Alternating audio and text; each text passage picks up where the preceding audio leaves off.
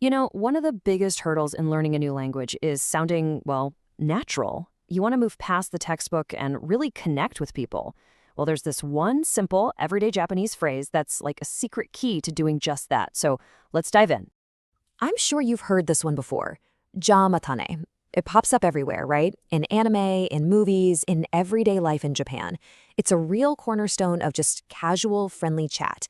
And I promise, by the time we're done here, you're not just going to understand it. You'll be ready to use it yourself and sound great doing it. So, what is it really? At its core, ja matane is your go-to casual goodbye.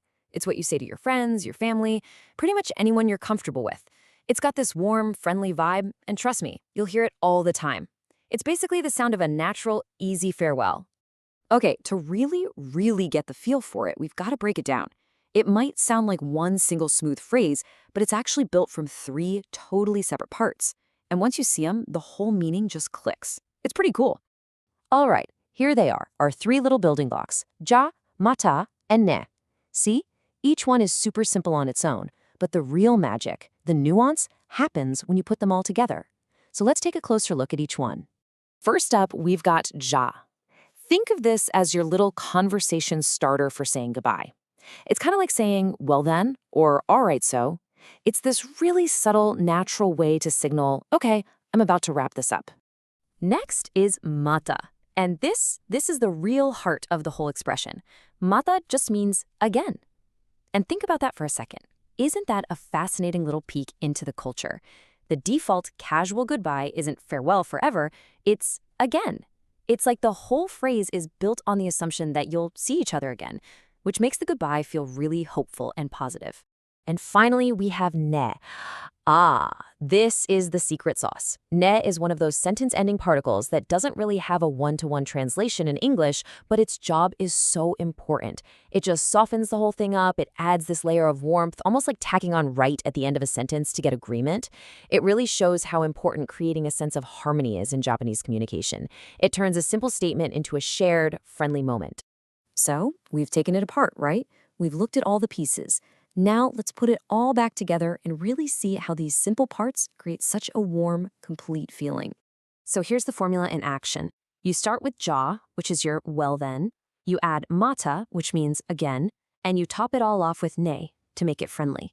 And what do you get? A really warm, natural see you again. It's so much more than just bye. It's a goodbye that's already looking forward to the next hello. So what's that feel like in English? Well, it's got that same easygoing, informal vibe as saying, see you later, or catch you then. Maybe an all right, talk soon. It's the perfect phrase for your friends, but yeah, probably not something you'd say at the end of a formal business meeting. And that brings us to a super important point. When is the right time to use it? The biggest thing to remember here is context. This is a casual phrase. Shamatane is for those informal, friendly situations where you're already on good terms with someone. So, picture this. You're ending a phone call with a friend, or maybe you're finishing up a text chat, or you're just parting ways after grabbing a quick coffee. Basically, anytime you would say relaxed, friendly goodbye in English, that is the perfect time to drop in a ja, matane. Okay, that's enough theory. The best way to really learn a phrase is to just say it out loud.